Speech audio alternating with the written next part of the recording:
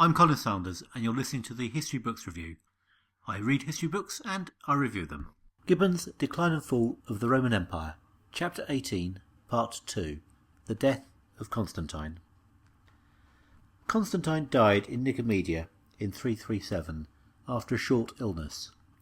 He had lived to 64, a good age for the time, and he had had one of the longest reigns in the history of the empire. His death came just after he had celebrated his 30th year as emperor, something only Augustus had previously achieved. It was fitting that he was buried in Constantinople, the city he founded. Lars Bronworth started his 12 Byzantine Emperors podcast series with Diocletian, but Constantine is usually seen as the founder of the Byzantine Empire. This is a reasonable enough thing to do. There really was no longer anything particularly Roman about the political entity Constantine had ruled, and the move of the capital to the east marks a clear change of focus and direction. To describe this as a new empire, with a new name, fits well enough, and helps us to make sense of the complexities of this period. But the people at the time would not have been aware of this change. A new emperor could just as easily have moved the capital back to Rome after all. The reign of Constantine is one of those turning points that only becomes clear later. In the meantime, the people on the ground had more compelling matters on their mind. The principal question would probably be how the post-Constantine government was going to work. Was Constantine's idea of handing over to five successors going to work? Constantine had died in Nicomedia, in the jurisdiction of Constantius, who'd got the best provinces in the will. He was in charge of the east, which was where the money was. It was also where the action was, because a major war with Persia was underway at the time. Dalmatius and Hannibalanus were in Constantinople, but could not establish their authority. They were quickly seized by the supporters of Constantius. When he arrived in the city with his father's body, he quickly ordered them to be killed along with their families. This had the effect of simplifying the somewhat complex dynastic situation, which is good if you're trying to give a clear account of the time. But the aim wasn't to make life easier for a future amateur historian. The object was to eliminate possible rivals from the succession. This meant that the empire was now divided between the three sons of Constantine, all of whom were extremely young. The potential for problems was obvious, and gives us one of those laugh-out-loud quotes you come across from time to time from Decline and Fall. As Gibbon says, "After the partition of the empire, 3 years had scarcely elapsed before the sons of Constantine seemed impatient to convince mankind that they were incapable of contenting themselves with the dominions which they were unqualified to govern." People just don't write like that anymore. It's both very funny and very accurate.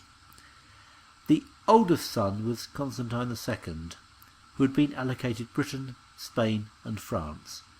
This was a large chunk of the empire in terms of area, and came with some pretty handy legions, used to fighting on the perilous German and Scottish borders.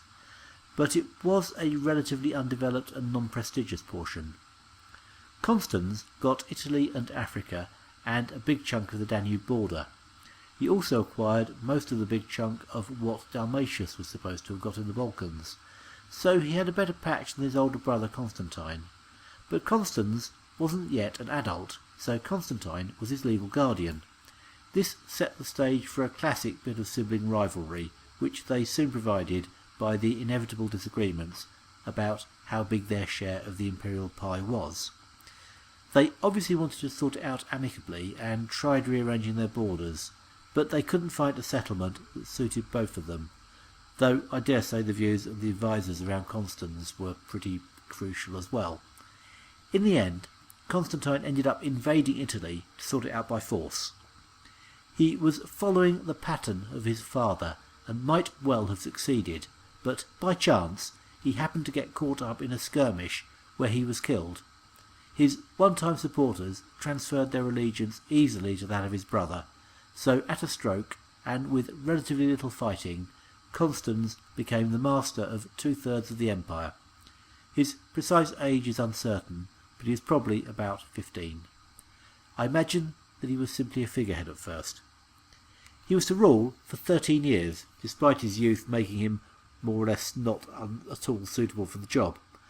Constans, as the youngest of the three sons of Constantine, would have had the least opportunity to benefit from any training from his father. Nobody else would have dared to help the young prince with the kind of advice you badly need to be an autocrat. But, whatever the reasons, and however excusable given that he hardly chose to be who he was, Constans got a bad press as a ruler. He was vigorous enough, but he was prone to favouritism and cruelty. His homosexuality may have been a problem too. Christianity was continuing to increase its influence, and it may be that homosexuality was already starting to be considered to be sinful in its own right. But even prior to this, Roman attitudes to sexuality were not as liberal as they sometimes seem. Cavorting about with a bunch of barbarian pretty boys selected from some prisoners of war, as Constans did, was not really behaviour consistent with the dignity of a Roman emperor. But nonetheless, it isn't very likely that his overthrow was down to public disapproval so much as to the ambition of one of his generals, Magnentius. I think the most likely explanation of events is that Magnentius had been used to getting his own way with the youthful fop. As Constans approached his 30s, he started taking more interest in the actual day-to-day running of the empire, threatening the position of Magnentius. Magnentius was himself a barbarian who had risen to be in charge of the emperor's personal bodyguard. These were now known as the Jovians and Herculeans, in a nod to the distant reigns of Diocletian and Maxentius. His co-conspirator was Marcellinus, who was in charge of the money, a key factor in ensuring a successful regime change attempt. It was possible to put forward many convincing arguments why the degenerate Constans should be replaced by the fine and upstanding soldier Magnentius. The troops would no doubt be sympathetic, but hard cash tends to be even more persuasive. The coup was instigated at a birthday party for the son of Marcellinus in the city of Autun. All the top people from the court were there. The wine flowed freely, and there was plenty of it. Late, when everybody was suitably impressionable, Magnentius appeared in the robes and purple of an emperor. As prearranged, some of those in the crowd hailed him as the new Augustus, and in the heat of the moment everyone joined in.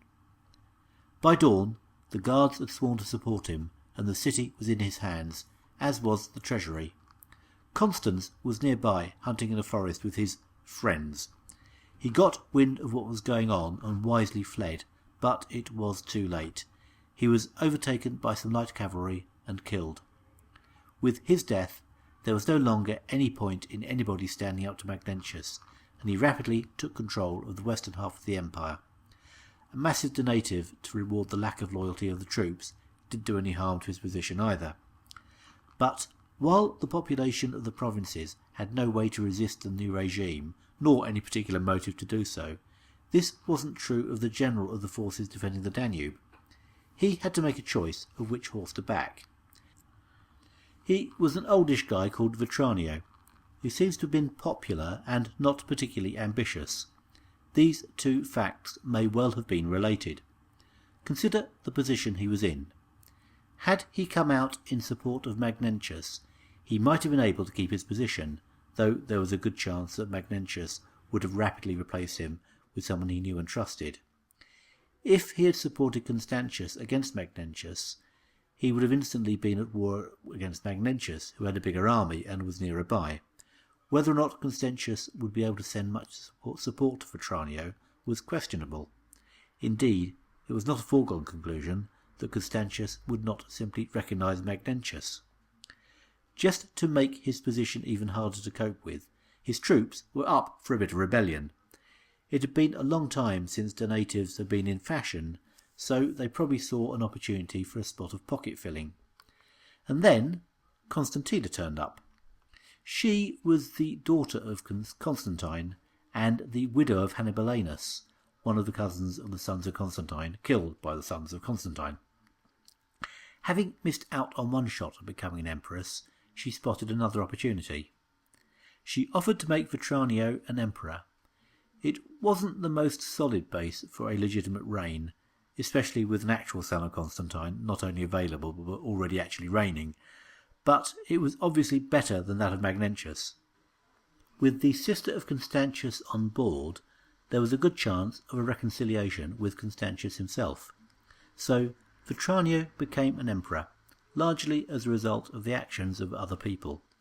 He allied himself with Magnentius, but was also keen to open negotiations with Constantius. You get the impression his heart wasn't really in this whole rebellion thing. All eyes were now on Constantius. His main preoccupation up to that point had been the Persians, which we'll see wasn't showing him in a great light. How would he cope with this crisis? Negotiations opened at Heraclea in Thrace. Magnentius was clearly the major threat. He had the most troops, and it was his initiative that had created the situation. His negotiating position was straightforward. He was in charge in the West and simply wanted mutual recognition. That the legions of the West could conquer the whole empire, if they chose, was not really in doubt. After all, that was exactly what Constantine himself had done. Constantius asked to sleep on the matter. Overnight he had a dream in which his father appeared to him and told him that his duty was to avenge his brother. The message was sent back to Magnentius via one of his 3 emissaries. The other 2 were thrown into prison to indicate that his regime was not considered legitimate. At a time like this, when hearts and minds are important, Constantius was showing a good appreciation of the situation. If he was to fight, he needed every advantage he could muster, and portraying himself as the loyal son and avenger of his murdered brother played well with the public and with the sympathies of the troops. But Vetranio was a different case. Could he be won over? Feelers were sent out, and the overtures from the camp of Constantius were accepted. Vetranio would be recognised as a co-emperor. This split the opposition, which was neat work. It was arranged to initiate the alliance in the city of Sardica. Vetranio's 20,000 horsemen and even more infantry vastly outnumbered the troops of the emperor, but events did not pan out quite as it was expected. A large scaffold had been erected for the leaders to address the troops from. Constantius, given his imperial seniority, was on first. He had prepared well, and key individuals in the Danube legions had been won over to his cause beforehand. He started by attacking his brother's murderer. He then went on to remind them of the greatness of Constantine. His backers in the crowd started to salute him as the true emperor. Their enthusiasm was contagious, and soon the whole assembly was joining in with the cry of, "Away with these upstart usurpers! Long life and victory to the son of Constantine! Under his banners alone we will fight and conquer."